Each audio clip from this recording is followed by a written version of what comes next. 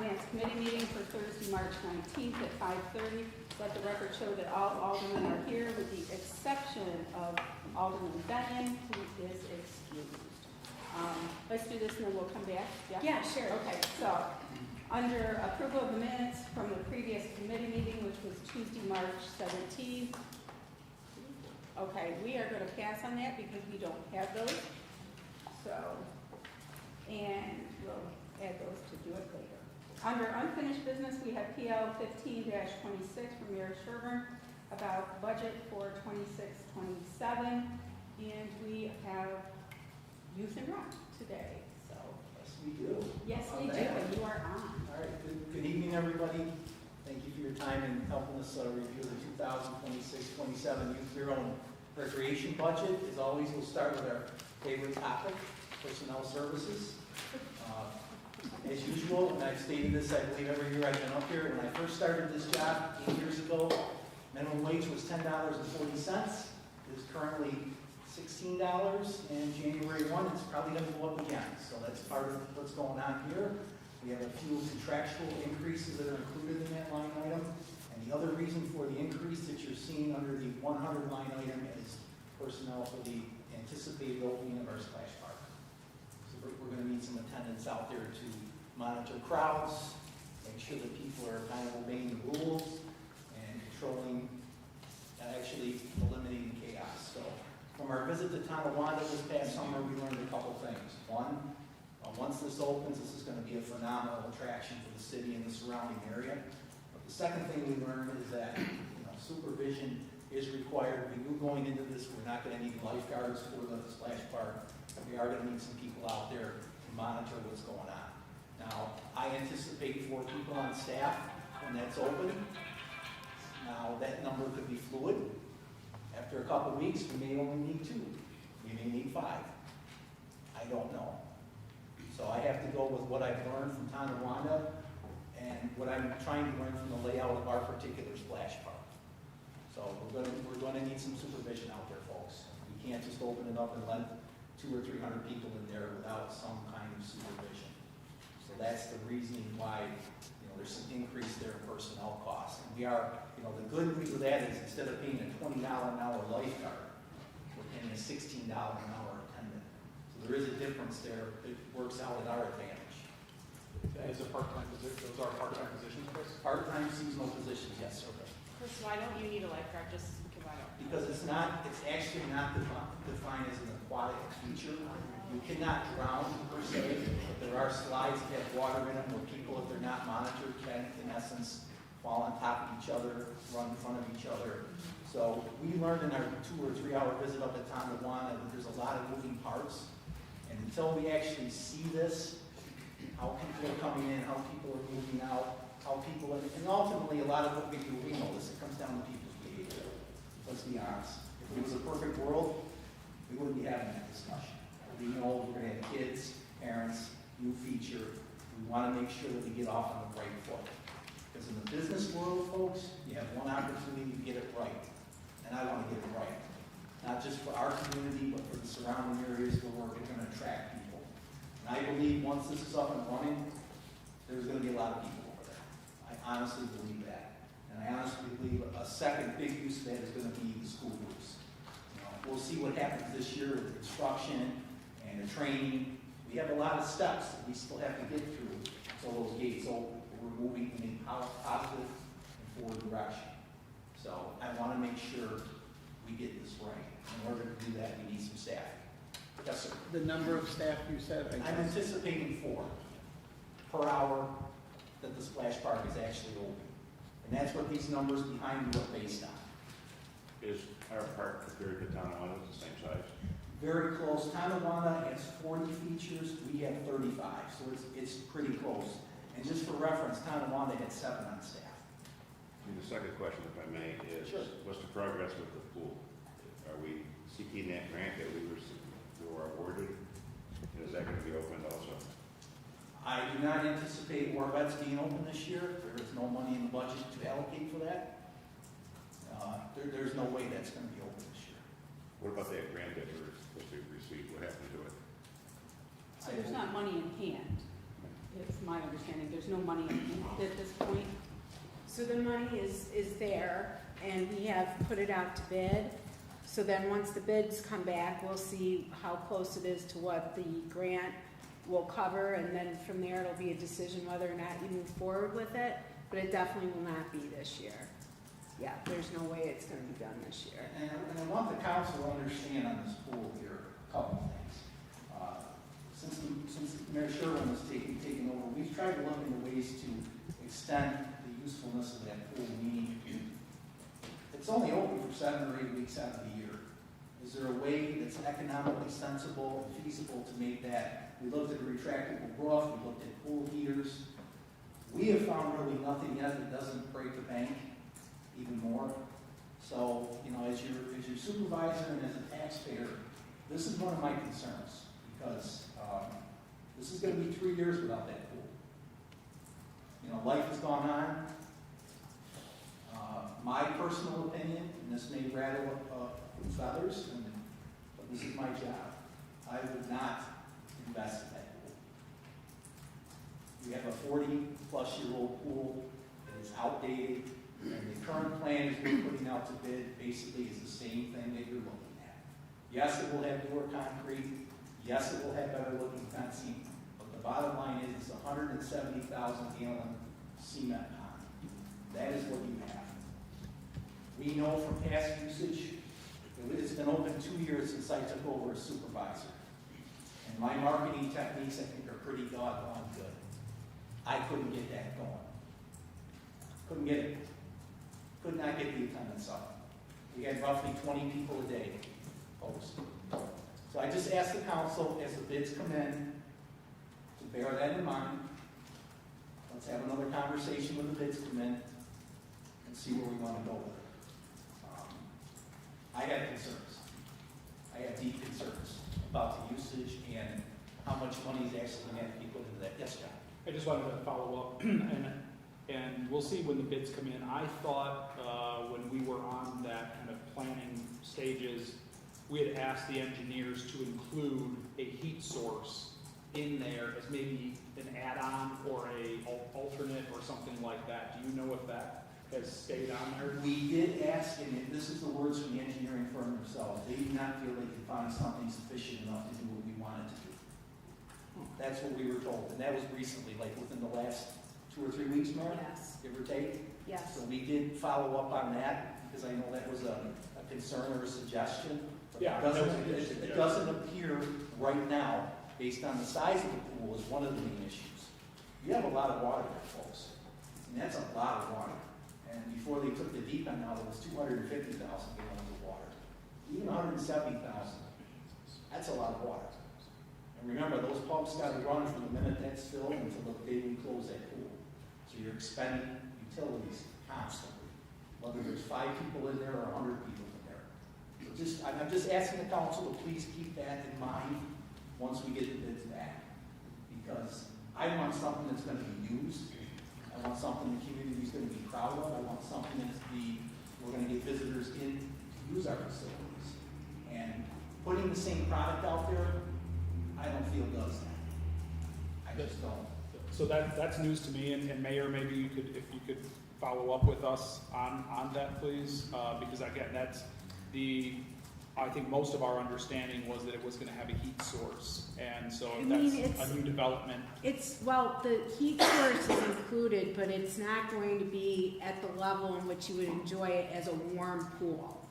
It is at best going to probably bring the temperature up, but depending on what you're envisioning or thinking that it should feel like, the engineer said that there was an alderman at the time that requested it. They included it, but it's still not going to be sufficient to make it warm. Yeah, I mean, that probably was me. Yes, and that's what I, Yeah. that's what I surmised as well from that. So, I mean, yes, it's included, but it is a giant leap to get it to the point where it would be warm and keep that warmth, and the cost of it would be extraordinary. You know, I mean, we're not talking about a backyard pool. We're talking about, like what Chris said, it's a Right. rather large pool. And I guess I'm just curious if there are any further alterations. I know, we eliminated the deep end, that cut it down pretty well to size. Are there other possible alterations to consider to make it a more efficient, still provide the community with the pool, but maybe shrink the footprint, whatever? I mean, again, we don't have to discuss this here. Maybe we can talk about this further offline.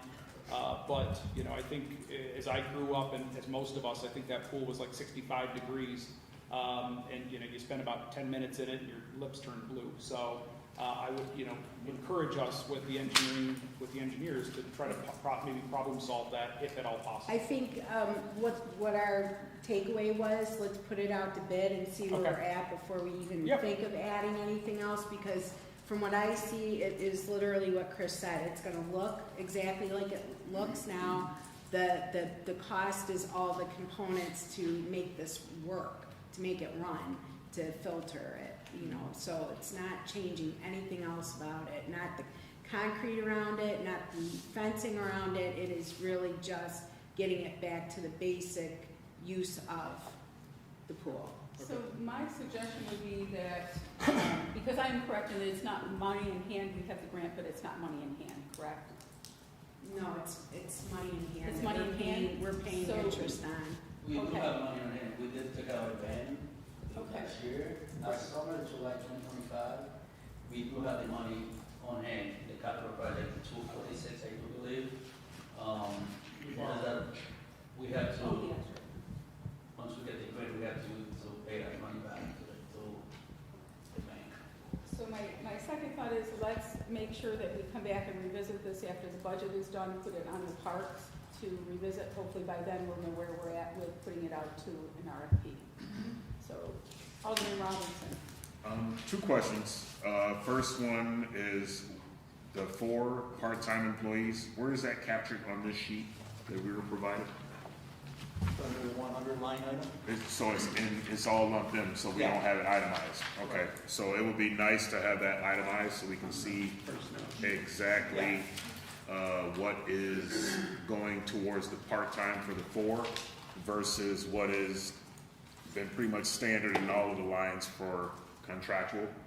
We did separate it by seasonal and full-time, but you are correct, we did not separate it by season per se, Okay, okay? But we can do that. okay. But we did kind of separate it more than it has been in the past. And then the other question is surrounding if we are not going to open the pool for what is the second, third year in a row, the salaries that were normally allocated to that, does that make up into this 4 employees? Normally, how many lifeguards would you have? Normally at that pool, we would have at least 8. 8, so then the 8 should more than enough pay for the 4, but I guess it would depend on if that was allocated the previous year. But remember, we also have to have we actually have to have lifeguards for franchise. Okay. That's included in that seasonal total also. So I guess it would need to be itemized to strictly this pool up here. Correct, Okay. correct. I guess you've removed your anticipated lifeguards for this pool. Correct. There is no money on that line item for Warbett's pool. There is no money. The only money included is for the splash park attendants. So Chris, Yes.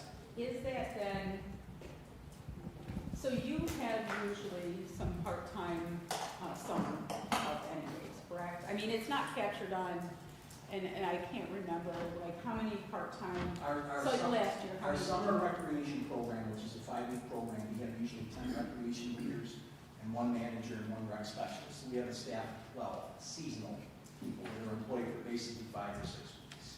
So that's also captured in that seasonal total, as well as our skate guards for the recreation center in the winter.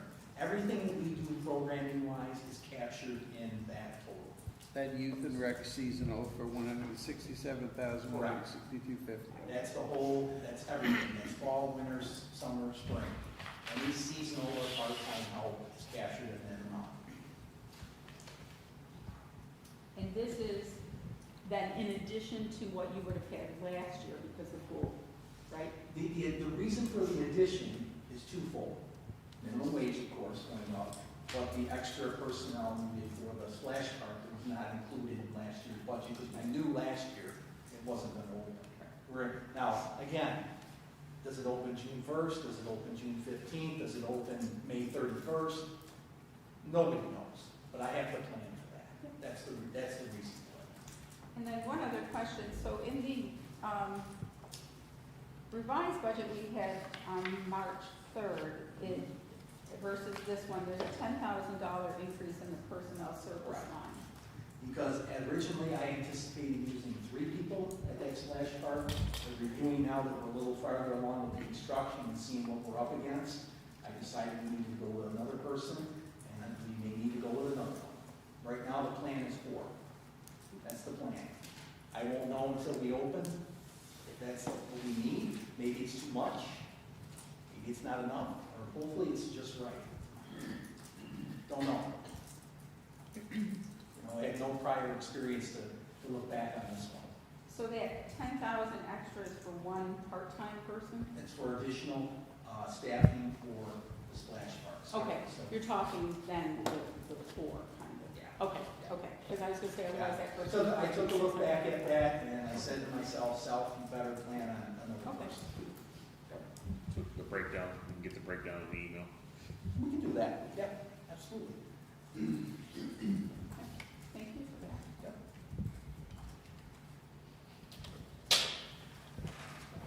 Talked about the 100, is there anything else under there that you have any questions or comments about?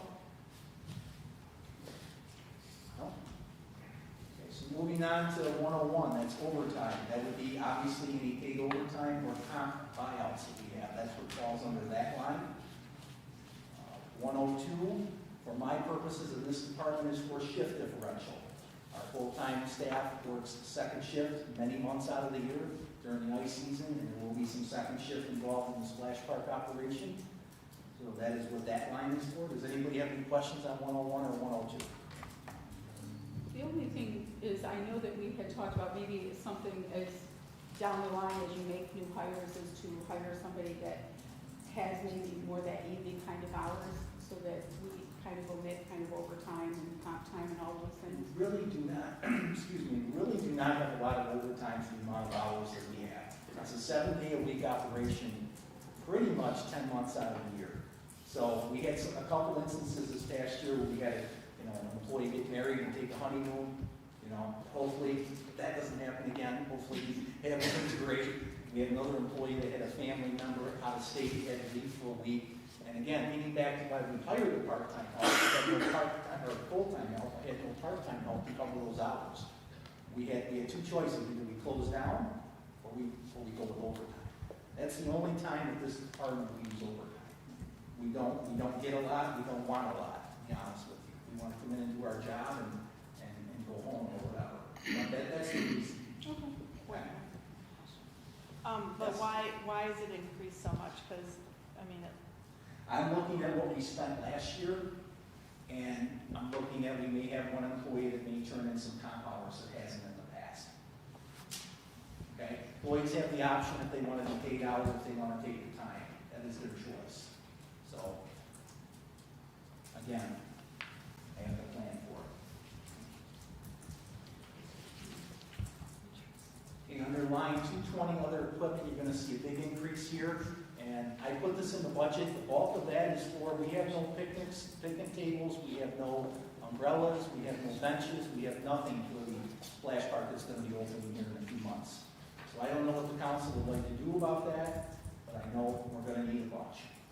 So, I would like to suggest we use some of the funds out of the Mignano Fund to be able to do that. And, I think we found some others.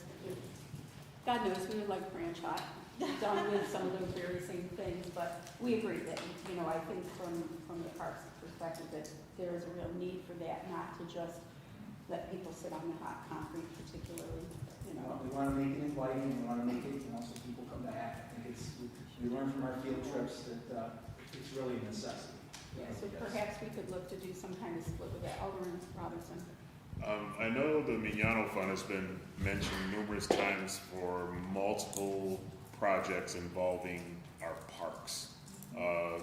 Without having our capital projects book in front of us, I don't know which one, but, and I know we had funding left over from Oak Hill Park that we were talking about encumbering and using, but I do believe, as mentioned, putting it in the budget, this is a good method here, and I'm definitely for that to be in that line as it is.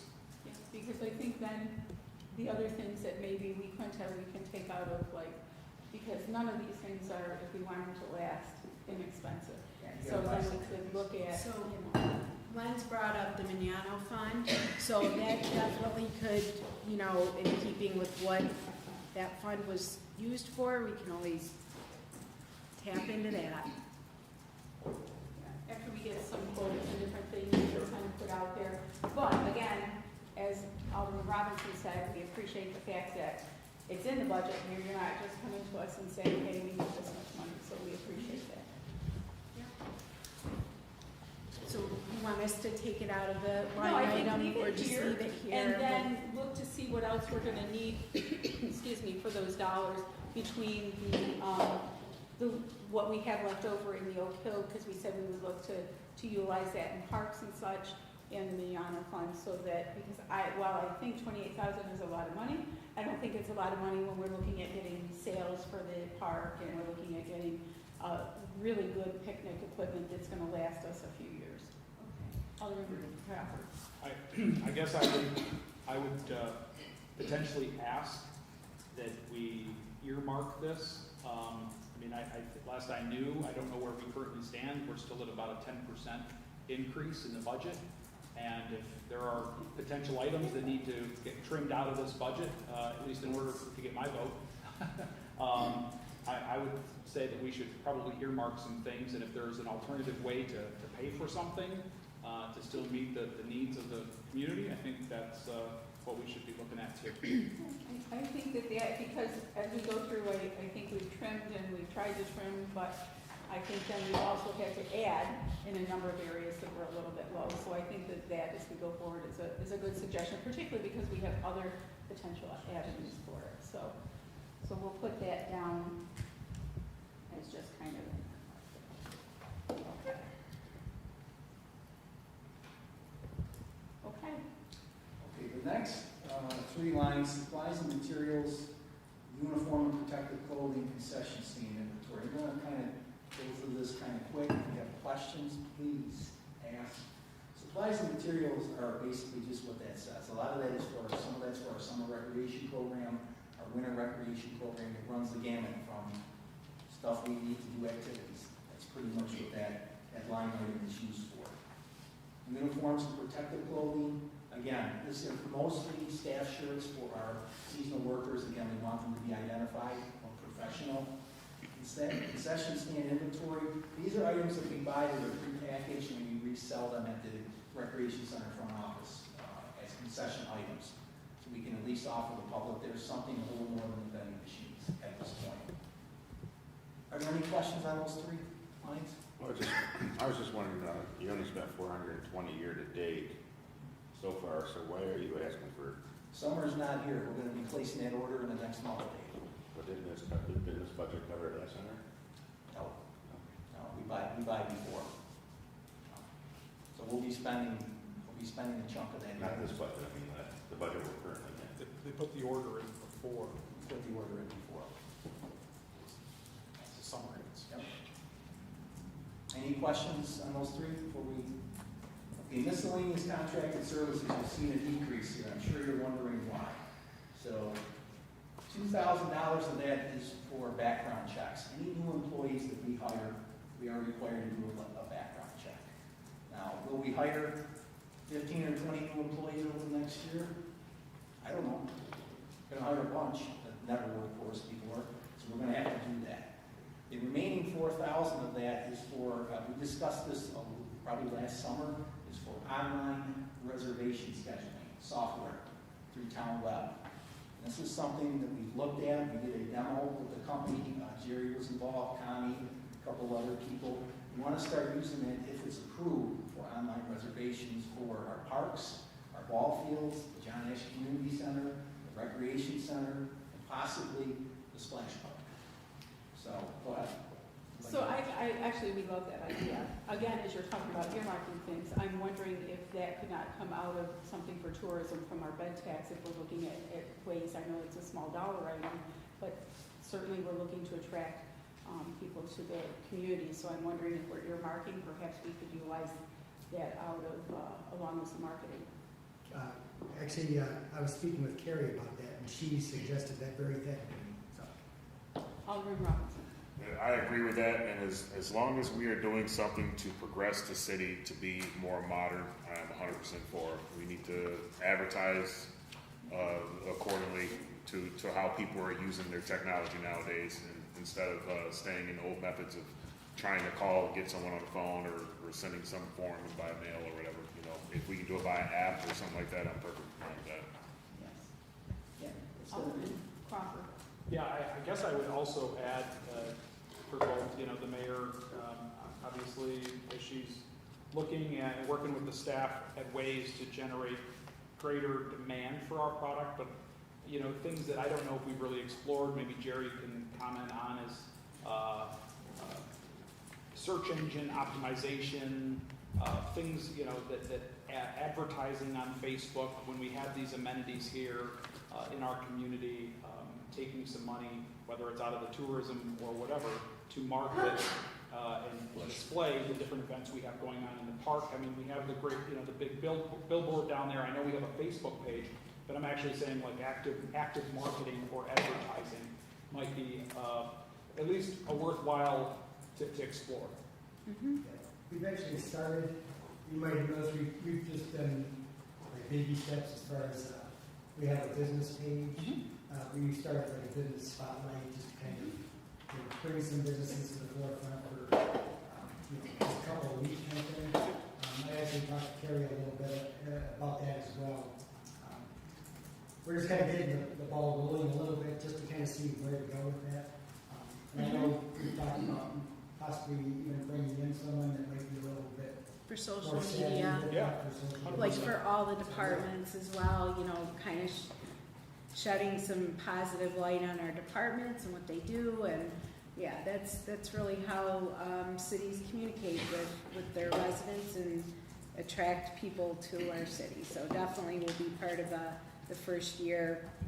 Part of my focus will be that. And I would suggest that even, you know, if it takes a while to do that, like I was able to get us a couple of Bonaventure interns from the marketing department that they need 300 hours, you know, and they're seniors, and so, and then they have the whole marketing team kind of behind them, so that becomes an option. And I talked to Kathleen, and they have some stuff at JCC too, so Yeah, might be a nice partnership there. definitely. In addition to it, even if we did hire somebody, that, Yes, yeah. Okay. Okay, under that same line item, miscellaneous contracted services, we have a $10,000 reduction. Why? We are planning on this fall to run the after-school program out of the John J. Ashe Community Center. There's several reasons for this move. One is the continued uncertainty in St. John's. We still don't know. And I just talked to a representative that worked there literally about 4 hours ago. They don't know. What's some of my other reasons for this? You know, it is, and I've made the same statement many times. It's really not a senior center. It's a community center. That was originally designed for the youth and for the adults in our community. The timing, it's going to run on school days. It's going to run the same hours. Timing actually works out good over there, folks. Between 3 and 5:30 is kind of the quiet time. So we want to utilize the building. My opinion, no business would rent a building out when we have one that we can use. Now, I know in the back of your mind, what are we going to do about the gym? Well, with the mayor's help, we have secured a shared service from the Olean School District. We're going to run our basketball program out of the ECU gym in the fall. Now, I know there was conversations a few weeks ago. I watched them about the school using the stadium and et cetera, et cetera. This is a win-win-win. For the kids, it's a win for the adults, it's a win for the city, it's a win for the taxpayers. The school district was more than gracious, and I want to commend them while I'm on the camera here. Thank you for helping us out. This is just phenomenal. And the gym is gonna be, you can actually move around, it's going to be more safe for the players, it's gonna be more enjoyable for the spectators. And I just cannot commend the school district enough. And we are not leaving St. John's because of anything St. John's did. The staff down there has been more than gracious, accommodating, but it's time to make the move. It's time. So, and we're saving $16,000. So, 16 or 10? no, because we had some other things that were Okay. $16,000 is our yearly lease right now. So, and one other thing that I'd like to add, we're in a more centrally located area with this facility here. We have Lincoln Park across the street, I have Corvettes Park that's 3 blocks away.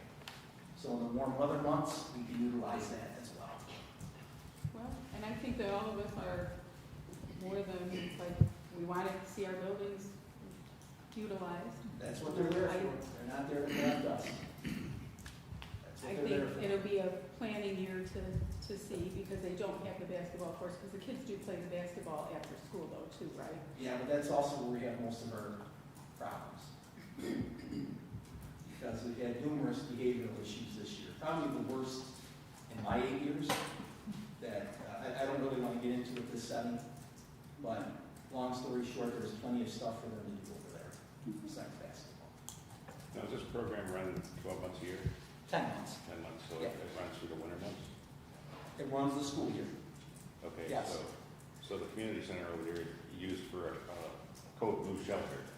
So say in December and January, it's 8 degrees outside, and if you're occupying with students, where are you gonna put the code blue stuff? We only do code blue on Sunday. Just one day a week? Yep, that's what we provided, the Genesis House, just Sunday. That's the day in which people that find themselves outside do not have, the ability to, be at other places during the week that they normally would be, so there wouldn't be any conflict with that. So there are other places during the week that they can Well, go to? I mean, not to get into it, but yes, I mean, they ride the Oats bus, they go to the public library, there's places for them, Monday through Saturday. But on Sunday, that's the day, I spoke to Melissa, the coordinator, the executive director of the Genesis House, that really it was Sunday that they have the most need of a place for people. The rest of the week, they find other options. Okay. I can't comment on whether or not there's a need out there or not, but I just know if it's cold on a Tuesday, they need to go somewhere. You know, So I think that we can send that back and maybe with the mayor's approval, reinstitute our homeless committee meeting and Yes. kind of reassess what the need is there. Yeah. Are there any additional costs that you can see, Chris, to get the community center up to get it ready for after-school program? The only additional minor costs I see are obviously the lights are gonna be on, probably a little bit more cleaning. The equipment that we have up in those classrooms at St. John's is ours, so that will be moved up here. So I don't really anticipate a lot of upfront expense. the only other question I have, I don't know what that senior group is, is over there, is it called coasters? Posters, yes. Yeah. What days do they occupy, and don't they have monthly dinners over there? Their monthly dinner's being moved to the daytime hours, and it's only the last Wednesday of the month. The rest of the activities are before 3 o'clock daily. Just asking, No. you know, they're there. Well, and there's really good research for grandparent programs down the road and different things, so I think that there's co-located might provide some other opportunities down the road, because there's definitely really good research out there about offering some co-location. We have some seniors that would probably like to teach a cooking class, maybe sewing, so there have been a few that have expressed some interest, so I think that's also a win, not only for them, but for the kids especially. So, that's my reasoning. The final couple of three under that, miscellaneous printing, that's our summer and winter brochures. I know we're moving more to the digital and electronic age, and we use that extensively, but a lot of my trips in the winter take me to rural Pennsylvania. This is where our marketing reaches 50 miles out from here. This is how the rec center and mostly the rec center is marketed, 50-mile radius. Some of those communities' computer usage and social media is not as good as ours.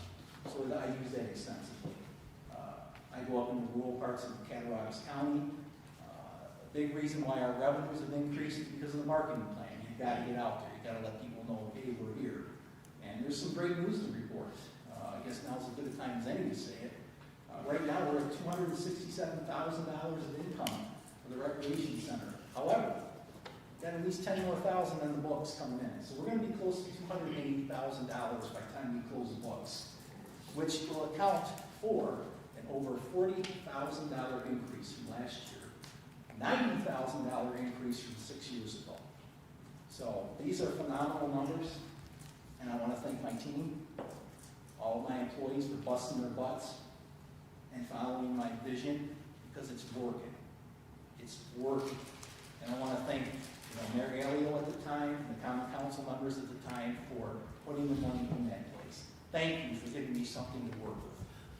We are so proud of that facility, and we are. The pride just beams out. But some of us worked there when it was a dump.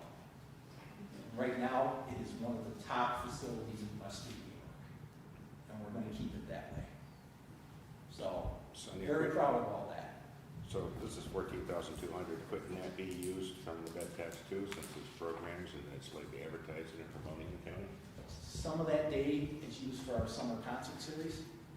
Just so you know, I'm just telling you so you know. We've expanded. When I first took over, we did 10 summer concerts. We're doing 22 now. And we had over 6,000 people last year come to these concerts. How do I know that? Because I counted them. I was at every one of them. And I tried to keep as accurate records as I could. And I got nothing but praise. And these are people, not just our residents, people that are coming into the city, spending money, visiting our shops, buying an ice cream cone, whatever the case may be. So these are great things that are happening. Well, I'm not. No, I know I'm you're not not. arguing I just with want that. you to I'm know just- that some of that's. I'm just used saying, for we've that. got about 2 weeks left before people start heading out for Easter vacation and the budget's got to be passed. And if it doesn't get due up 10.8%, I'm not going for it either. So I'm just trying to see where we can get the tax increase reduced. But this department, our job, our mission is a good quality product or service at a good quality price.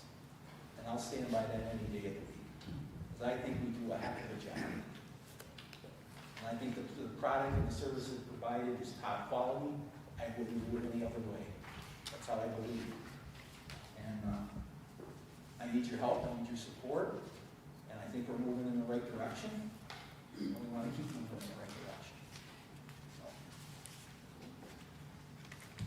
So the answer is that I believe we could, except the thing I think we want to be mindful of is that that's not an unlimited resource, and we want to get the biggest bang for our buck, and it's kind of like once you break a $20 bill, you're like, where did it go? Because you spent $2 here and $3 here, and so I think that we've asked Carrie to come up with a plan for marketing, and we can certainly earmark some things that could fall under that, but I don't think we want to just chip away without having an overall plan either.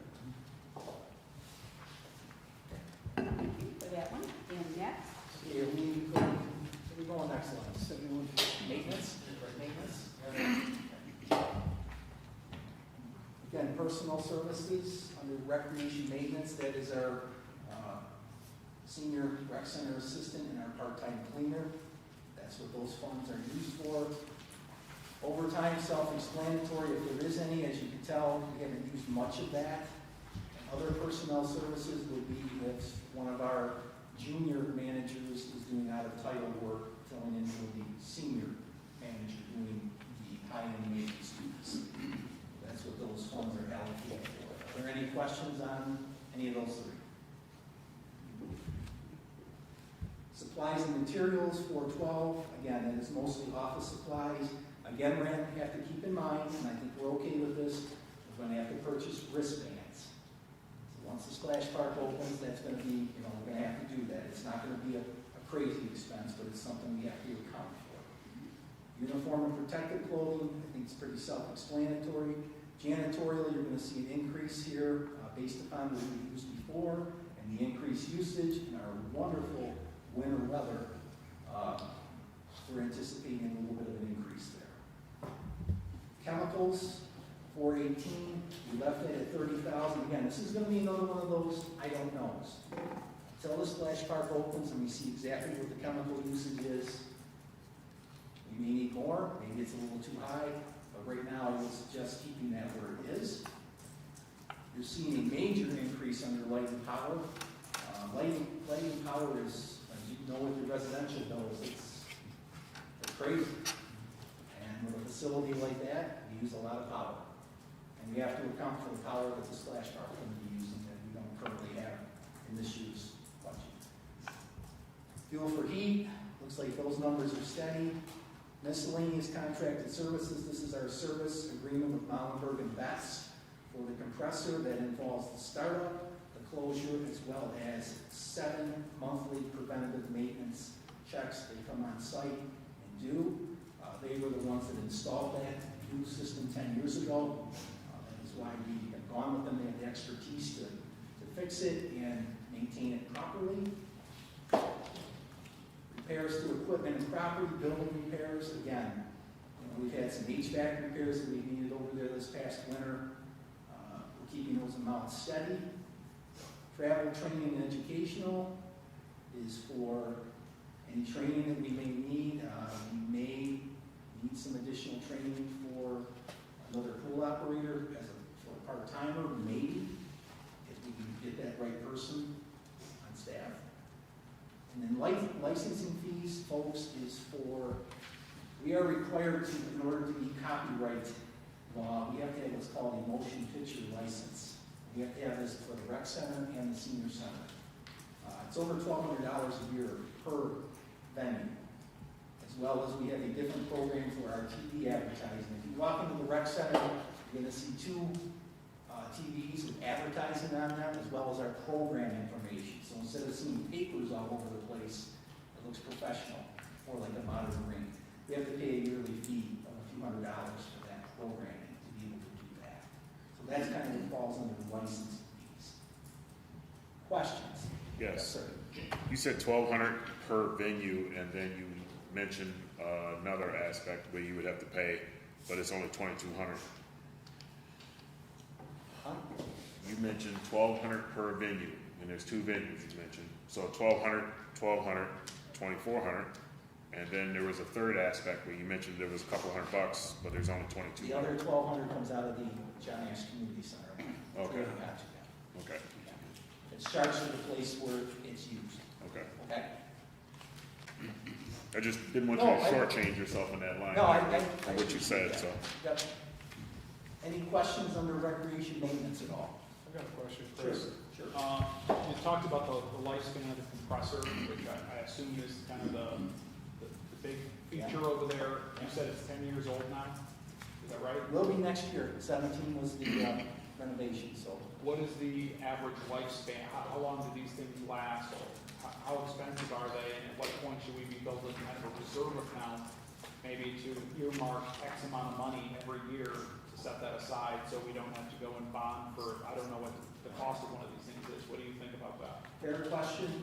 The cost per compressor, I honestly don't know that. It's, as I sit here in front of you, should we be building a reserve account? It's not a bad idea. What we do in Mollenberg and Betts comes in, and they'll be coming in the first week of April as they go through it. What are you seeing? Is there something we need to be aware of for next year or the year after? Right now, the stuff that's been breaking is just from routine wear. As you get, these compressors right now have over 12 or 13,000 hours on them. So again, longer season, more use. That is why it's imperative that we stay up on the preventative maintenance. And that's why we have this contract. I do think it might not be a bad idea to think in the future for batteries for our Zambonis. They're both electric models. They've been replaced about 5 years ago. Their life expectancy is anywhere between 6 and 8 years. That might not be a bad idea. Cost-wise, I know the last time we did it, they were about $11,000 or $12,000. I'm sure that number has gone up. That might not be a bad idea. But the compressor itself, if you maintain it and you take care of the little problems, knock on wood, it should last a while. But I don't know what the new one would cost. So I guess as we go forward and we've kind of asked for these maintenance and things to be built in, to be thinking about that and talk to, even as we're looking to the following budget, to say, you know, what might we start building in, or earmark some of the revenue or such. I mean, that's what our auditors have suggested, right, is on these large dollar items, the solution shouldn't be to bond, it should be, we know it's gonna be $1 million, 15 years from now, start setting some money aside now in a reserve account, that's. Yeah, agreed. And I think, you know, we've tried to do that in a couple of other places, so I guess as you go forward and thinking of those same kinds of things, and Sure. maybe as they Yeah. come in and kind of earmark it, and we're not looking for them to think we want to replace it right away, but Sure. what will it cost and what will we need? Give us a discount. Anything else under recreation maintenance? Moving on. Youth Bureau is next, 7310. So under personnel for that, you have yours truly. You will see a reduction from that. We are not going to be staffing any of our housing courts this year. It is just didn't work. To have 2 people there, 2 kids and a staff member is a waste of resources. So we're not going to be doing that. We actually knocked on doors, you know, hey, we're here, come on out, it's free of charge. It just didn't work. So our resources will be better used by maintaining our programming at the rec center. So that's why you're seeing a little bit of a reduction there under that line item. Overtime, self-explanatory, paid overtime or comp buyouts. Other personnel services, I took that out because when I'm off, nobody does my job. There's nobody fills in as the supervisor of the department, so there's no need for that to be in there. The rest of the line items under that youth bureau are basically identical. I will say one thing under programming, that is our youth bureau programming. We use that for such things, anything that involves kids. Our Halloween events, our upcoming Easter egg hunt. This money is reimbursed to an extent. Our reimbursement from the county youth bureau, actually the state youth bureau to the county youth bureau, is now $23,000 and change a year, which is about a $5,000 or $6,000 increase from the prior year. And that's thanks to our friends from the county helping us out, and the gals in the office up here doing a superb job on the paperwork reimbursement. They've done a great job, so the credit goes to them. So we are getting some more money for that. Questions on youth bureau? Chris, I have a question. Yes, sir. For the reimbursement, I believe I have 17,000 in there, reimbursement for that program. Should I increase that to 23,000 then? That is what we got this year. I'm not anticipating it going down until the state budget is passed.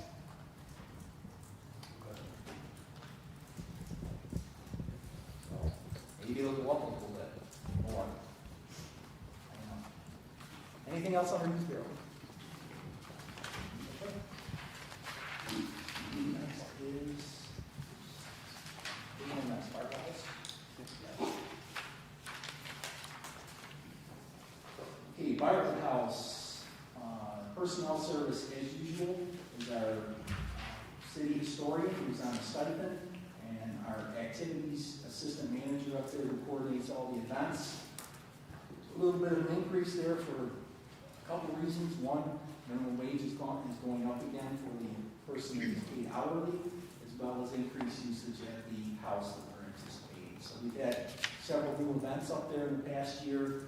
Gail is doing a bang-up job of getting her events lined up for this year. So that is why we're anticipating a little bit of an increase in the personnel line. The rest of those are pretty much copies. I think we increased the utility lines there. We're going off what we've done in the past.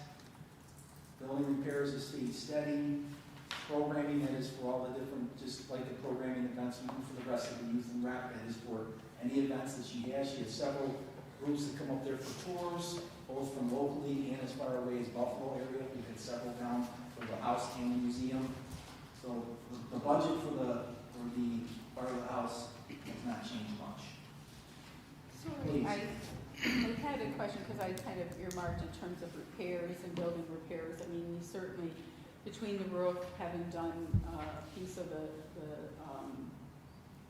shoring up a piece of the fencing or what have The you. retaining wall was done 2 years ago, and that was done with donated money. We were able to get that done. And then the back handicap ramp is a work in progress. Our HVAC specialist started that project in the fall, and I anticipate finishing that once the weather breaks. We have some money earmarked for that. So those are two big maintenance issues that are kind of be off the board. The boiler is fairly new. Once we get the roof out to bid, get the right roof put on there and put on properly, that problem should be solved. So we're trying to pick away at things the best that we can. So I was really looking to say, was there nothing there, but I just want to make sure I understood what you said.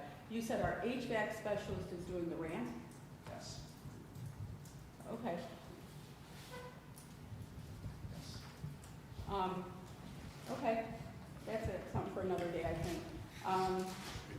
How about, so my question really is, with the things in the aging, do we have what's sufficient in there for the building for any planned repairs over this next year?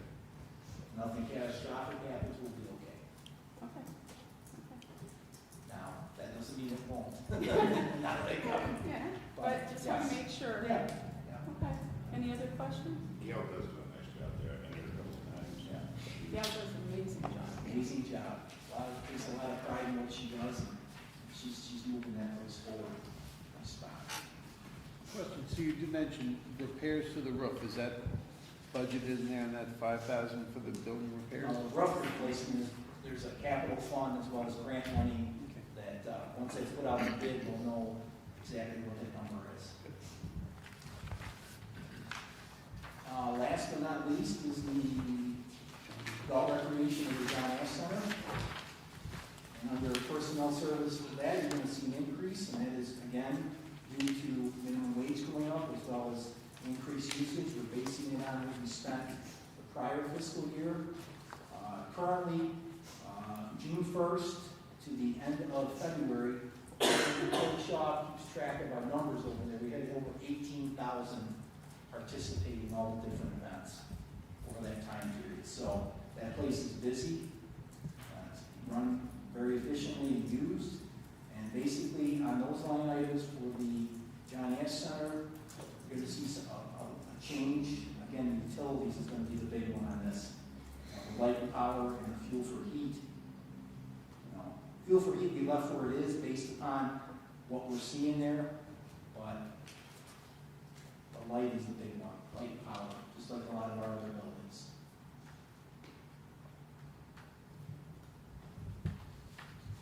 Any questions on the John Ash Community Center?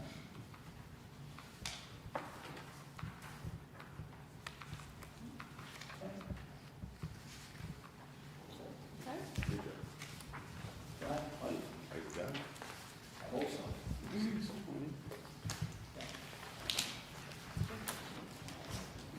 Thank you for your time and your support of what we do. It's greatly appreciated. Thanks, Chris. Okay, the mayor had asked for a couple minutes just to address budget issue items, so. Yeah, so after our meeting on Tuesday, gave it a lot of thought, was going to reserve this conversation to the end. But I just want everyone to know that this budget we're looking at is the exact same budget that has been used in the city of Olean for probably the last 20 years. I have not added any lines to this. It does not include anything new.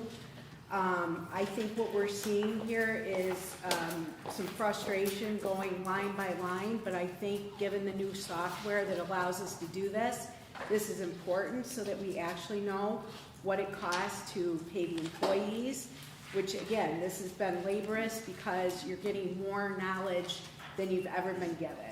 Normally you get a spreadsheet that looks the same and you look at the things that went up and the things that went down, and that was the conversation in the past.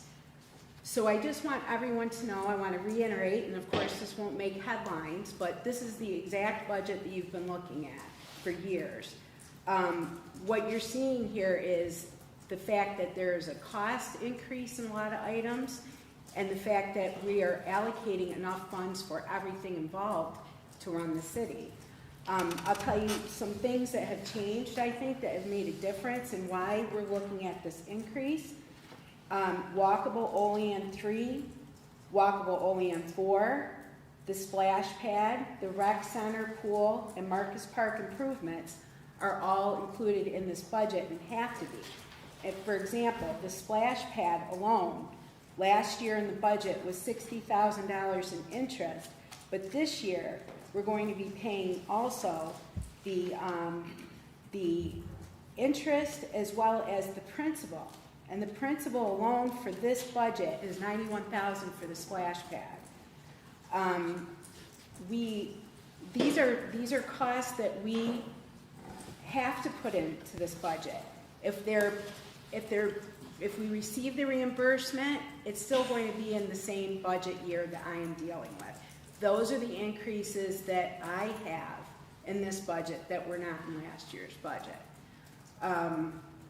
Also, the restricted capital funds that were created by the council, they should not be where they're at. Those are in reserve. They're not able to be in our general fund. I think that was already explained. But that is another reason why when the tax levy originally came out, and it is a shock to see that number, it's including all of these things that were not in last year's budget. So I just want to make that clear. This is not a budget of this administration full of fluff. These are actual numbers that we are not shaving off, that we are not, avoiding and not including, so that the number is palatable to everyone on the tax levy. And this process is exactly showing that. So the frustration, I agree, it's sort of laborious to do this. I think it's necessary. And I mean, basically that is where we're at. So I know aldermen are getting frustrated with where we're cutting or that it's taking too long. This is a process and this is the exact budget that we have to work with. So, and I would say that we have actually had tedious budgets in the past where we've gone line by line by line by line that I think, other than getting stuck on each 100 line for half an hour this time, we had done. So we recognize the need to be able to do that. I would ask if you would send that slide to us by email so that we have that. And we know that one of the things that, and perhaps this is something that Lens could do with, I guess we would like to know kind of as we've shaved off right now with the budget as you go through it, and we've looked to make some changes, where we would be with a percentage if, say, we were done today, right? Because we kind of figured we were at maybe. Well, one of the items that had to be taken out as a revenue was the revenue or hopeful anticipation of the voluntary tax. So we have taken that out, which changes that number. And that was my attempt to be able to offset the revenue, or to offset the cost expenses. While I've been in office, I'm still diligently working on other sources of revenue that might come in to offset that, but that's the reality of it. I mean, these are the actual numbers of what it is, what the services require in the payroll. Again, when we finally get to the end, there are things that may be in addition to what's already been eliminated. But one example will be when we get to the fleet discussion. And these are the attempts that I'm making to offset these increases and the reality of what it really costs within the city to offer the services and to make things function, the day-to-day operations of the city. Again, same budget that has been used year after year after year. So I appreciate you removing that 200,000 because, we didn't have any letters of commitment, and we ran into the issue last year of 100,000 because the previous mayor had put in for parking that hadn't come to fruition. So that gives us, we're not inflating revenue in anticipation that we're going to have it. So I appreciate that was removed proactively. So. And hopefully before the budget ends, we're able to successfully move any of those capital funds that have been allocated for ongoing projects, make a decision with those so that they go back into the general fund to offset the tax levy. So those are actually not considered into, Lenz and I had this discussion, those capital reserve funds that are there are not considered part of our general fund at this point. Right, but if they went into the general fund, they would not change the tax levy percentage though, for the public, for what we pay. Not necessarily. The only way it would probably help, if we have a healthy fund balance by moving those funds over, we could have utilized some of that fund balance to balance the budget. So what I would say with that is, if I have $10,000 and $8,000 of it's allocated to putting gutters on my house, I really only have $2,000. So I think as we move things, that we're hesitant to say if we move even 10,000, so now we're at 23, but we have 10,000 of it's allocated, we still really only have 13, and I think that's a discussion we need to have after the budget, because it doesn't change what we have if we've earmarked it as restricted. So I would be hesitant to move anything out of the fund balance, because all it does is deplete it below what I think the actual reason for it is to have 15%. So again, that's a discussion we do have to have, and we have to move those. And once we move those, we will be above 15%, but we won't have 15% available to use for if something were to happen, because it would be restricted. That's at least my take on things. Alderman Robinson. I just had one quick question on the slide that's up there. Just making sure I'm reading it correctly. So just to take the first one, for example, that first amount, the 1.6 mil, that is for the total cost of that project. And then that's coming out of the ban itself for all 5 projects. The total was 8.8. And then we've got the principal. So this is yearly over 20 years, I take it? No, that's just for 1 year. So this is one year. I mean, so it would take, so let me rephrase that, because, so I think I took the principal and just went into the total cost of project. It seemed like it was 20 years to take the pay. So that's a yearly payment over 20 years, roughly, give or take, whatever. No. So what is it? Explain it to me. So we Please. don't know if those gonna be the 20 bonds yet, because those are banned for 1 year, like 12 months.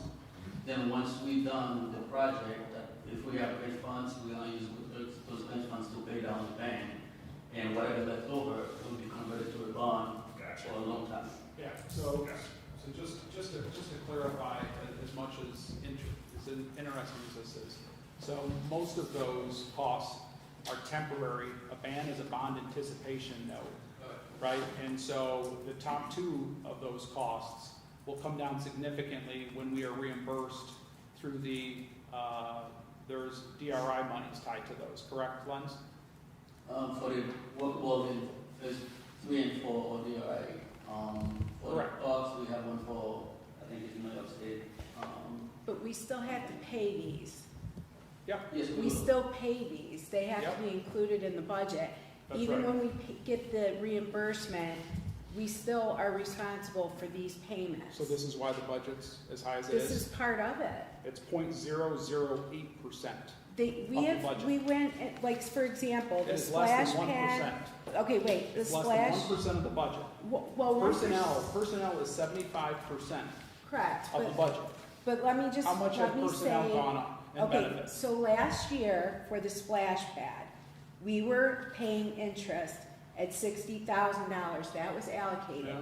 This year, we're now having to add $91,000 is what we're responsible for in the principal in our budget this year. That's about 1%. I understand. So, I mean, yes, it seems like 1% is not a lot, but when you keep adding it to all the other items that we also have to be responsible for, there's been increases in these items Mayor, so This year. I also in wanted, this budget. I also wanted to just clarify. Len, so we borrowed 1.6, but $500,000 of that was from ARPA funds. So when this, again, I understand what the mayor's saying, that's the portion that's due in this budget. I get that, but doesn't represent the amount that is eventually gonna roll over to a bond, is that correct?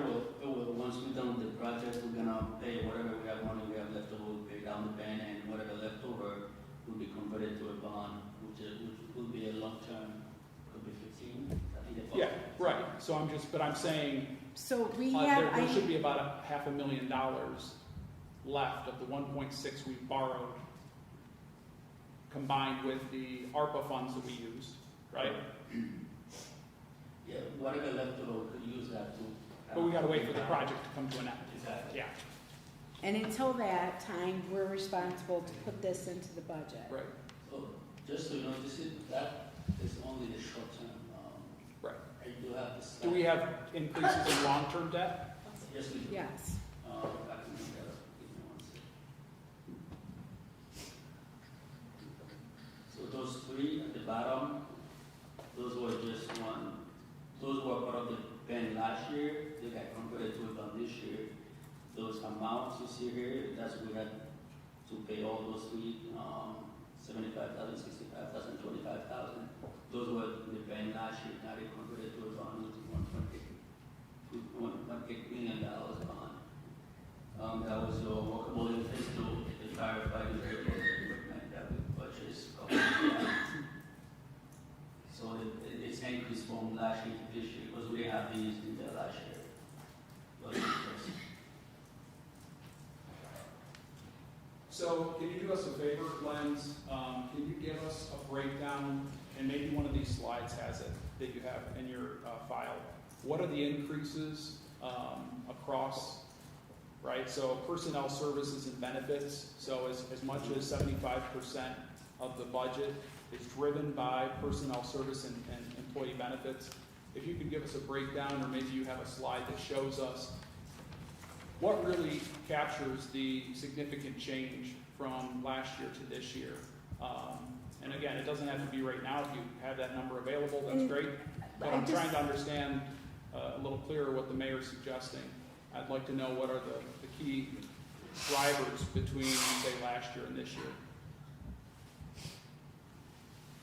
Is this report able to do that, or do you need to get back to us? I think we have one. And also, we have to keep in mind that last year, you had a freeze. That significantly dropped what the overall budget required, because you had a freeze. So I mean, let's hope that we don't have a freeze again. But basically, where we are, Well, that wasn't in the at budget.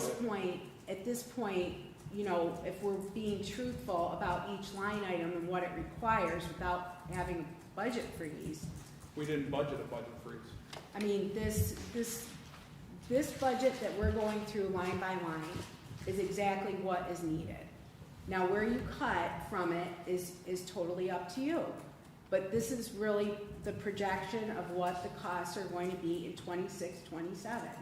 It is being responsible, it is allocating for everything that's been asked to be allocated for.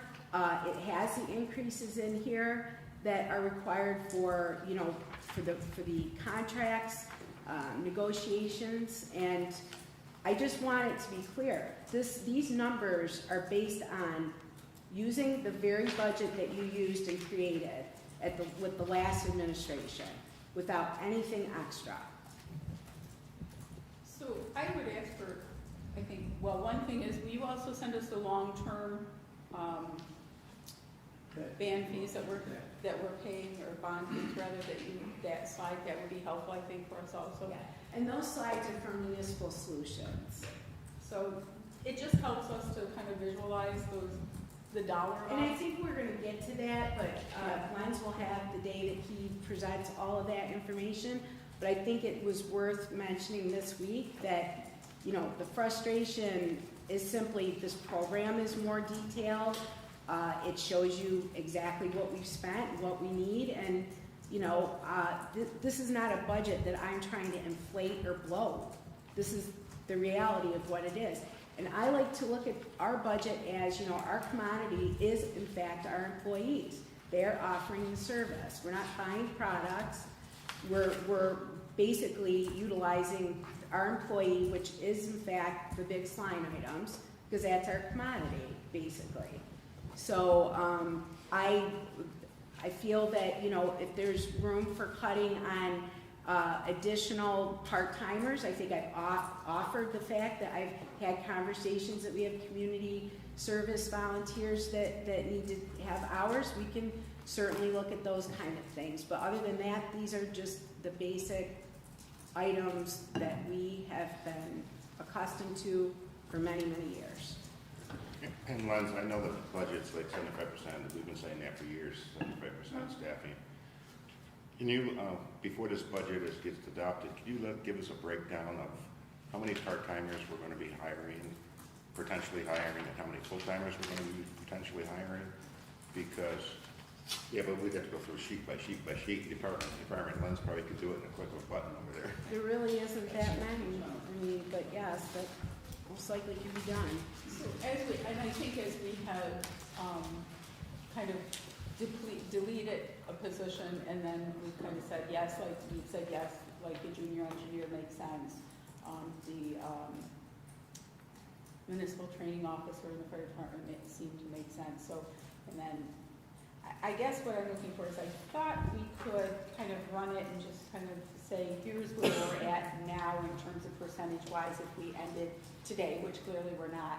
If you could just run that and then send that to us, just so we know how far down from 18 we are. Yes. Because I know we've added some places that needed to be added that we're under. So I do appreciate the fact that we're not undervaluing some stuff too. Alderman Robinson. We don't need to cut down another tree.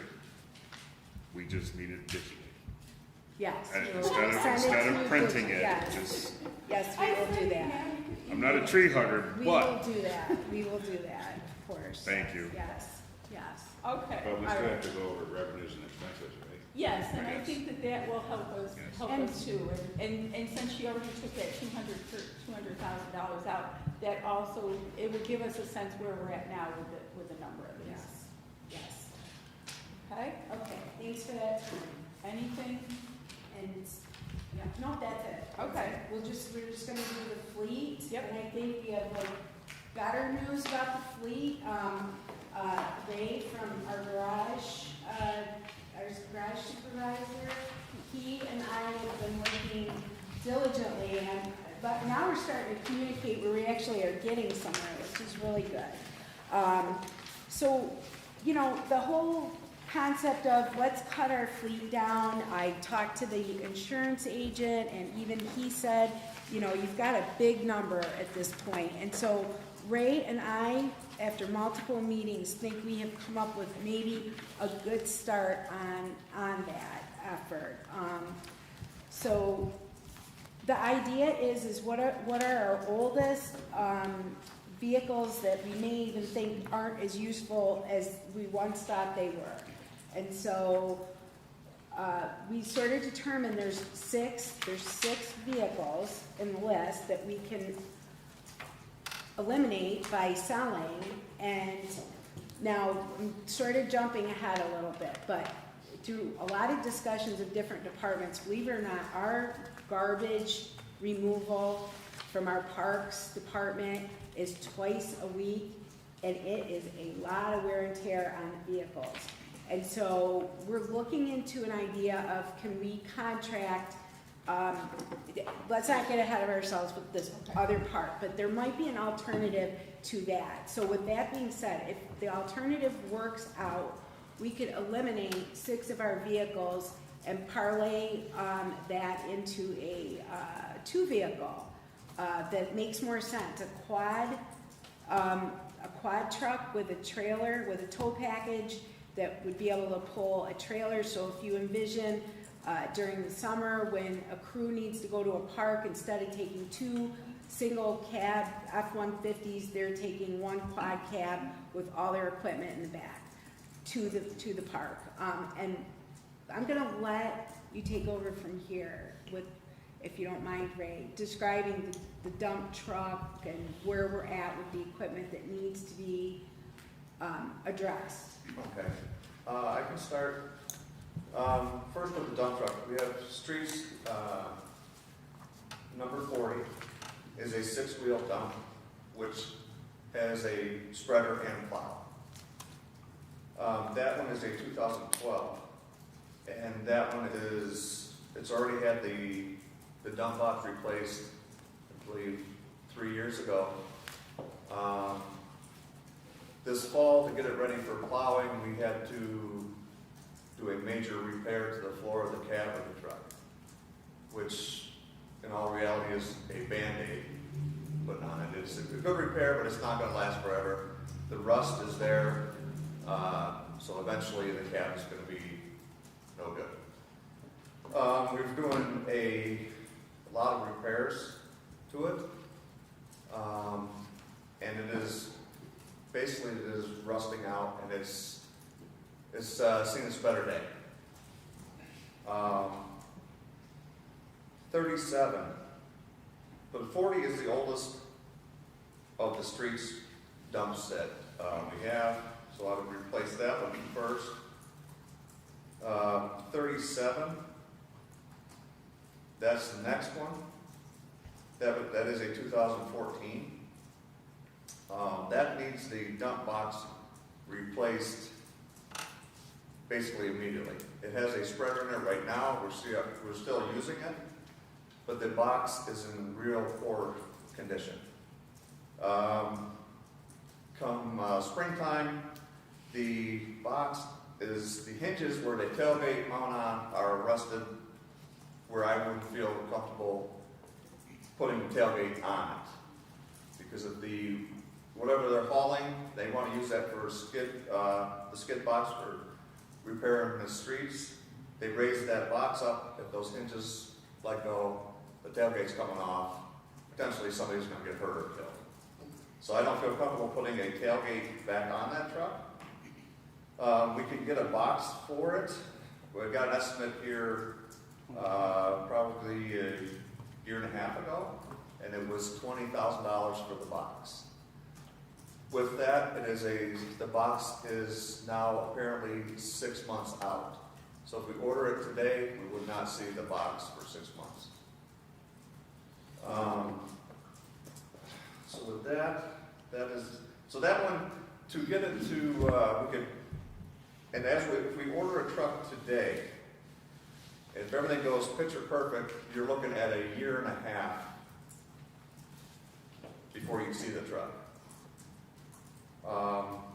So the idea is, if you look at the dates, the dump truck really wouldn't have to be paid until the 27-28 budget. So it's looking ahead, okay? So we're trying to be proactive of looking ahead of what we might need that year. And the dump truck that we're able to get 3 years use out of, number 37, that one then we could sort of like, leapfrog and then go to 28, 29 and order it in 27 to have it paid for in 28, 29. So it's like spreading out the two oldest dump trucks that we cannot live without, because those are the ones that we use for snow removal. Yes. And salt spreading, and we have to plan ahead for those. We can't live without those, so. At the end of their shifts, when they come back from the snow plowing route, do they bring the trucks inside the garage, or do they hose them off and get the salt off underneath? Yes, they do. They unload the salt, bring it in, and wash them off the best they can. A lot of times it's iced on there, so you won't be able to clean the truck until it melts, really. But if there's no snow the next day, then they clean them. And then we go through and check the chains on the spreaders, lube everything up, check them all over, make sure we're ready for the next one. Okay, because that's very important, that if they weren't doing it, to bring them inside the garage, and I'm assuming the garage is heated, I would hope. Yeah. So, So the snow would be able to melt and then Right. make sure that salt gets Right. off those hinges and the Yeah, and the you can, chains. And you guys use Dickie Jones for the salt usage? no, we just wash them off, that's the thing, you can wash them off as thoroughly as you think you can, but you're not gonna get all the salt off of it. And that's what it is, like the guys are in and out of the truck, loading it in the loader, in and out, so they're tracking salt everywhere. Oh, And then it gets underneath the mat, and so then eventually, it doesn't quit working, unfortunately. Right. McCall, I have a question. Alderman Robinson. Let me see. So has the city looked into obtaining multi-use trucks to where you can replace the rear parts of them? For example, at National Grid, we have trucks that we have a flatbed and it has wire attachments in the back, and then they just come, drop it, and then they pick up the dump portion of it. These are 550, 350 trucks. Uh-huh. You just release the back, they drop them down the table, and they can go right over, pick up the other. That way we can get multi-use out of it instead of having one truck dedicated as a dump truck. You know, we could probably get one that's a dump truck and one that's a flatbed or whatever other usage we may have. So we can interchange that truck and use it in multiple departments instead of just having it dedicated for one. I haven't never looked into that, but these are, the trucks I'm talking about are bigger trucks.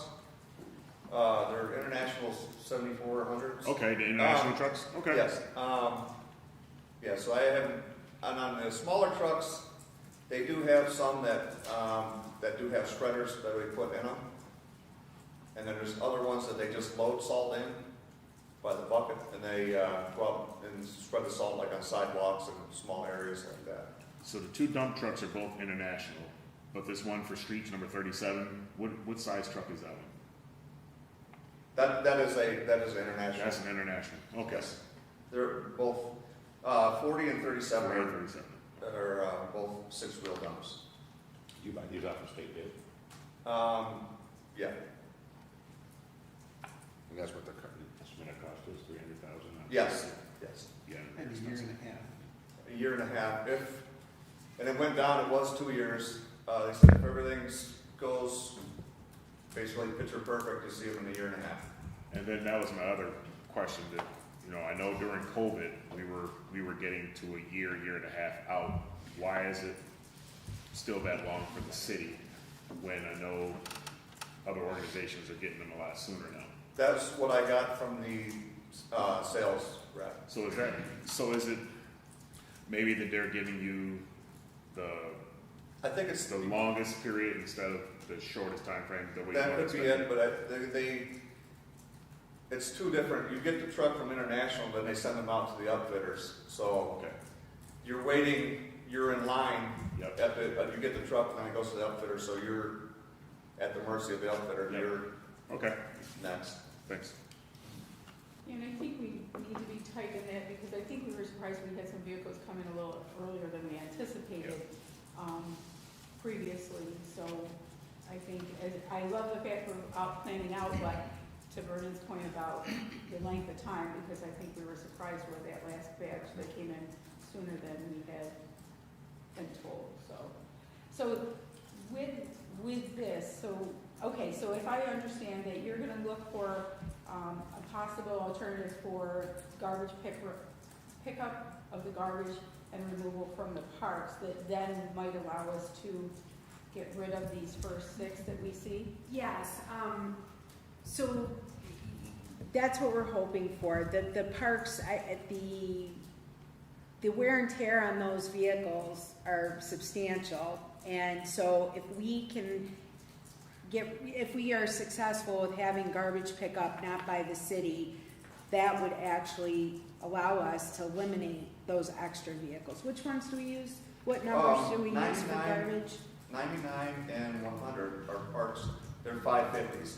Yeah, If and they both have plows on them. If we could have the trash picked up, we could eliminate one of the 550s. Okay.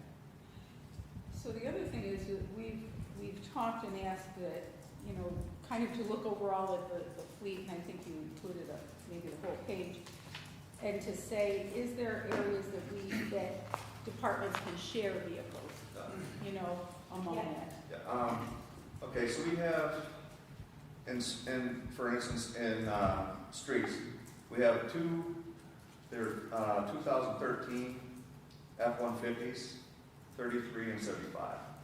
If we could sell those, we could replace them with a 2500 quad cab.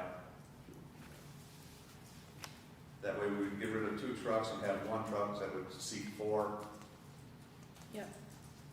And one of the F-150s you said was a supervisor's truck, Yes. and we said we really don't want to do that. I mean, like, they can use another vehicle than designating one of the F-150s for just supervisors. It just sits there otherwise. It just sits there. Okay. Yeah. You go first. Okay, Alderman Anastasia. I just have a simple question. Do we know who would be picking up the garbage and what the estimated cost for a contract would be? Well, we're working on that. We should have further detail about it. I even said to Ray, I'm reluctant to bring it up, but it does in fact play into the idea of in the future, we're not using the vehicles for that purpose. So we're working on a plan. We're not ready to present yet because we're, Well, I think that we might But- find that outsourcing a few things might save the city some money. I think Yes. that's what you're looking it to is see. absolutely gonna save. In the end, you know, I mean, that's a bigger conversation, but it's about the wear and tear on the vehicles, it's the wear and tear on the city workers that are lifting 100-pound, barrels, and it just, and manpower, let's face it. So we're trying to look at alternatives for garbage, and to add to that is our codes department spends an enormous amount of time on garbage calls. So we're trying to formulate, and we'll formally present something in that regard, but that would be why we feel pretty confident we can start eliminating some vehicles here. And especially maybe those number 99 and 100, sell it before they're beaten to the ground, literally, you know. So there might be some value to that. And then also it cuts down on our insurance. Although the insurance rates seem very, insignificant, they all do add up as we sort of whittle through the oldest vehicles that we have and try to eliminate them from the fleet. Alderman Robinson, did you have something? Yes, I'm just looking for clarification. So, when we started, there was, I thought, just correct me if I'm wrong, there was a mention of 6 vehicles we can get rid of. So I made the assumption it was the 6th that's in the beginning of this list. Yes, Is it, okay. yes. So if that's the case, then, when you mentioned 99 and 100, it was mentioned they were 550s and they're used in the garage, and that, if we were to be able to do the garbage, then 1 could be removed. But if 1 is only gonna be removed, then you're not removing 6, you're only removing 5. And then to go back, you said that 33 and 75 were both gonna be replaced by a quad cab, so then again, you'd be getting rid of 2, but you'd be getting 1 back, so this is only removing 4 vehicles total. Is that correct? No, we would actually, in fact, be eliminating all 6 of these. Well, they're just being sold off because they're old. What's that? They're just being sold off because they're old, 2013, Well, they're 2011. gonna need, go ahead, Ray, and talk about the condition, but I mean, right, you're talking about 10 and 13 minimum year-old vehicles that are going to eventually meet their end, maybe next year, maybe Yep. the year after. But we were thinking, it would take care of eliminating all of them while they're still worth something to put towards a quad. Some of these we don't need at all. We're just Right. trying to eliminate the ones that we do not need at all, which I believe is this number 75, Well, it's 6 and 8.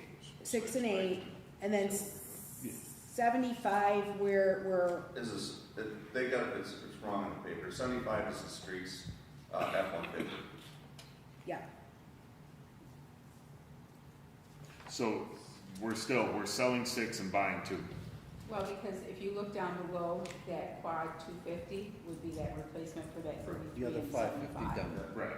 The 550s. Yeah. We have those 550s like for the same purpose, to take, right? Yes. Yeah, to take people to the parks.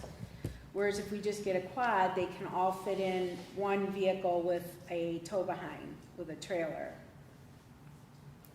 So, just imagine 4 guys going out in 2 vehicles, right, 2 trucks. Whereas now we're sending 4 guys out in 1 truck.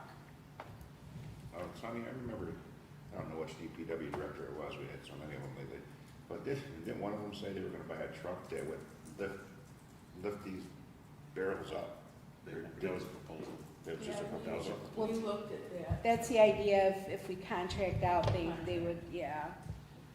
So, yeah, so I think we're at a net loss of 4 vehicles is Right. what, Yeah. that potentially, because we would be looking to get. So, okay, with that though, and that affecting vehicles to purchase affecting the 26-27 budget totals $225,000. So my question is, where do we have that captured? We're in the budget? Yeah, This is discussion phase, would we want to start making a designated line? This would probably be the one and only that I probably would create, just for the idea that we need to start rotating our fleet and eliminating our fleet, and where do we start with that? What year do we start doing that? Because I believe we only allocate every budget $10,000 for this. And not enough. right, and our value, just, I don't know if you looked at the sheet, but, you know, $8.9 million in value in all these, and this does not include fire and police. And we only have $10,000 allocated at any budget so far, to just get into a routine of not having all of them needing replaced at once. And, you know, we could hang on to 99 and 100, but for what reason, if we really can eliminate those with a quad? That was the idea. And also, you know, there is some savings with the insurance. Was that But would 10K the per quad be year? able to have the quad would not be able to have a plow on it, though, would it? We could order it with a plow if need be. I mean, if we got rid of a 550 to replace it with a 250?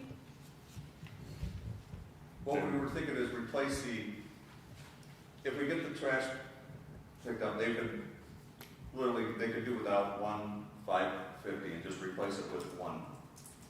Replace one of them with 550. Because they still plow and they still haul salt Right. and stuff with it. Yeah, because we have an F550, an F250, and then the box for number 37. The one we were to get a quad would be for streets department. If we eliminate, it would sell 33 and 75. So if we sold 33 and 75, that would give us 29,000 towards the 75,000.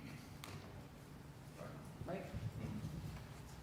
Okay, so if we're this far into the budget, my question is, where will we get that 225,000 from? That would have to be, you know, something that we'd have to discuss as far as if it's allowable in the budget. I hate to bring up the looming, what do we do with that money if the state budget passes and they give us that one and done? This might be a good spot to put it, to like feed that line so that we can at least get started with this replacement. That was my thought, but, you know, you hate to count on that before we know for sure. Well, and I think that we've said, since we cannot necessarily count on that as an annualized thing, that looking for what is some project or something that we need, Yeah. that we could utilize the dollars for.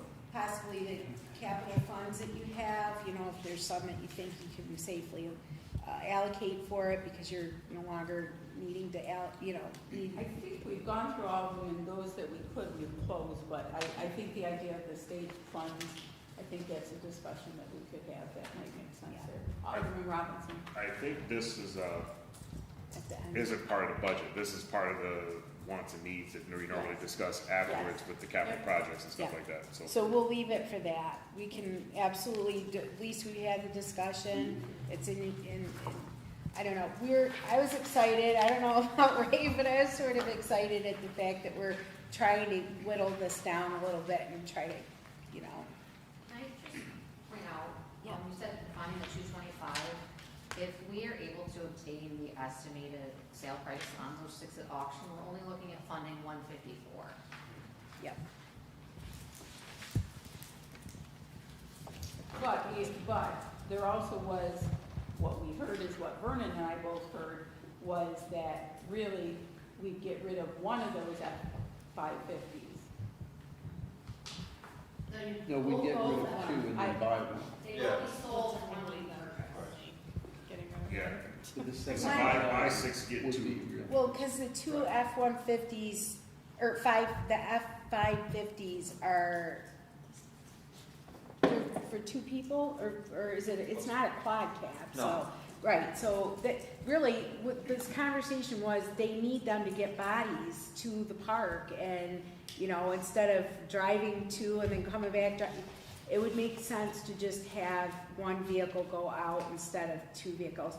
We discussed the fact that any of those single cab, like for two people, they need to start be eliminating every, the DOT, anyone in landscaping business, they use quads when they have a crew that they need, or a crew cab. Makes sense. We're saving wear and tear, we're saving gas, insurance, all those little things that add up in the end. So the 250s are 3/4 ton, the 550s are 1.5, 2 ton, and you're using that for personnel transport? How fat are these people? Well, I mean, it's just basically using it as a vehicle for the job. And then when summer help, usually in summer, that's when vehicles use everything they have. Because everybody's short a vehicle then. So, and we are appreciative because we have asked for quite a significant amount of time to have the fleet looked at, to see is there a way that we could share between departments? Did we really need vehicles just sitting around for a supervisor to be able to utilize at some point? Do we need to have a car so that we can drive across the street to the bank to make a deposit? Yeah. So we appreciate the looking into it and seeing what we can potentially. Now, the one thing too, if nothing else is decided, one thing though that definitely Ray said that we need, and the fact that we will get 3 years use out of it, is number 37 needs a new box. Okay, and that's 20,000, which that will get us through for 3 years until we've made a plan to replace number 37 in the 28-29 budget. So I would say the 20,000 needs to go in the budget then, that's the raise. Okay. Is everybody in agreement with that? You can't be having tailgates fall off. and- No. No, It just seems bad, Yeah. wrong. But if it extends the life by 3 By years, 3 it would be years. actually extended to the 29-30 budget. Yep. Yeah, we'll still be able to Get full utilize 3 it. years out of it. Yes. When it comes to safety, things of that nature, if we have a situation like this, and I'm pretty sure that is not an amount that would need to come through the council, I don't understand why we would have to go through this entire process to replace something that's deemed unsafe. Well, no, I think it's just they brought it up. Now, the question is there money left over in this year's budget to be able to utilize it? Yes. That's what I would Yes. think. Right. I mean, if there's 20,000 in contingency, our suggestion, I think, would be to purchase it this year.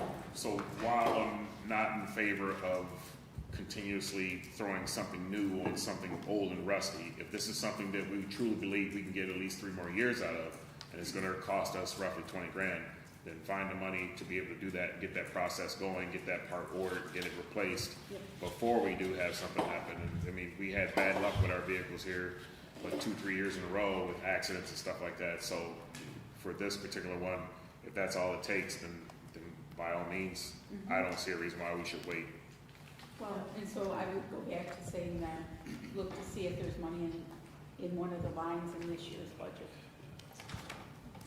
Okay, so we'll just revisit this fleet with the idea that we've gotten a lot of it, the discussion out of the way, and we'll mull that over and see if it's something we want to start putting into the budget so we're ahead of this instead of those surprise, guess what, we need this, we need that, which is gonna happen. Right. You see the year that those dump trucks were purchased, 13 years ago, they're gonna inevitably start breaking down. And In ultimately, every way. that's what we want, is we want that money as a line item to go into the budget, then will go into a reserve fund that we will then be able to utilize to purchase vehicles by looking at what is the turnover and how much do we actually need to allocate annually, so that we're not looking at $270,000 to find something. Right.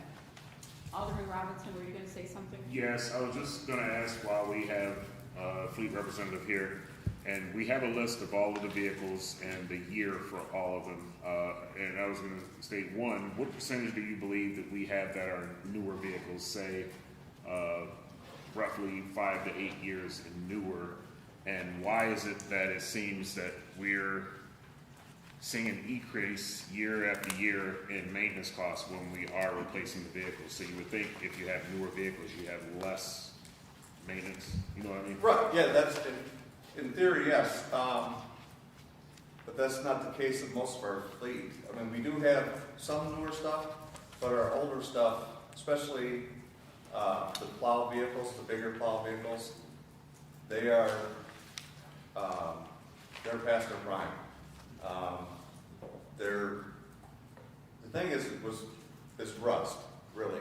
And it's rust and corrosion. We have a truck in there right now that was 2014 that the valve cover corroded. It's aluminum valve cover corroded, and we have a hole. We had to replace that. It had a hole in the valve cover. From just the salt gets everywhere, and it doesn't stop working. So I mean, like the pickups, they're 2013. Yeah, we know that they served their time. Time to get rid of them. We do have some newer stuff, and yeah, you're correct. I mean, it's usually the less maintenance, and the newer stuff has a warranty with it, so that helps a lot too. Okay. And then I was going to say, I know with some of the newer stuff, especially with the move to more electronics, some of them are failing when you least expect it. And I know, is the training there for the city mechanics? I know with some organizations, the mechanics have to go back to school and learn more because the technology is different. And it has the training has dropped off here in the last, basically since COVID. Opportunities to go. We've had classes at the county that we went to up, and we went to a couple classes up in Buffalo, but lately there's been nothing, really nothing available that we can go to. And then lastly, this is just opinion from experience. Some of the makes that we've talked about aren't as reliable as they used to be, but yet we're looking at bringing them back in. Have we looked at other, do we have options when we go to, I'm assuming you go to a bid page Right. and you go and submit. Right. So when you go there, do you have options for the make to switch to another? Yes. make instead yes. of, And a lot of it depends, like availability of parts, dealers that are close in the area. Think a lot about that. So if it is warranty, you want to try to have it as close as you can, so it's not, you're not spending all day transporting, vehicle that way. so the fact is we are sticking with familiarity.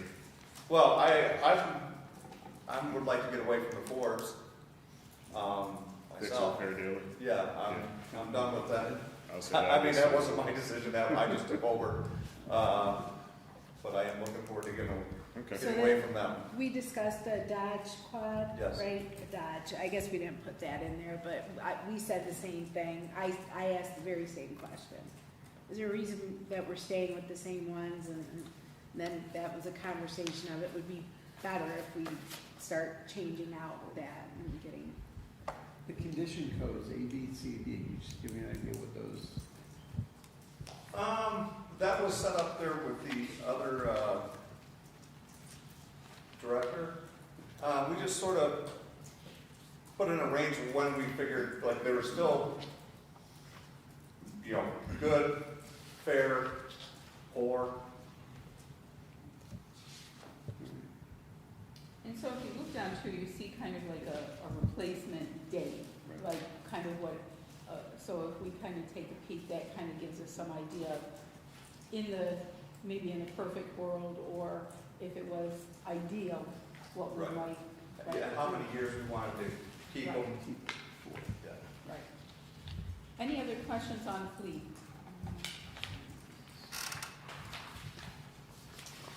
Okay. Thank you.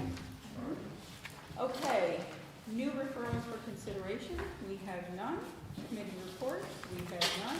I make a motion to adjourn, do I have a second? Second by Alderwoman Forney, all in favor? Aye. Opposed? All right, guys. I didn't hear. Once again, no opposed.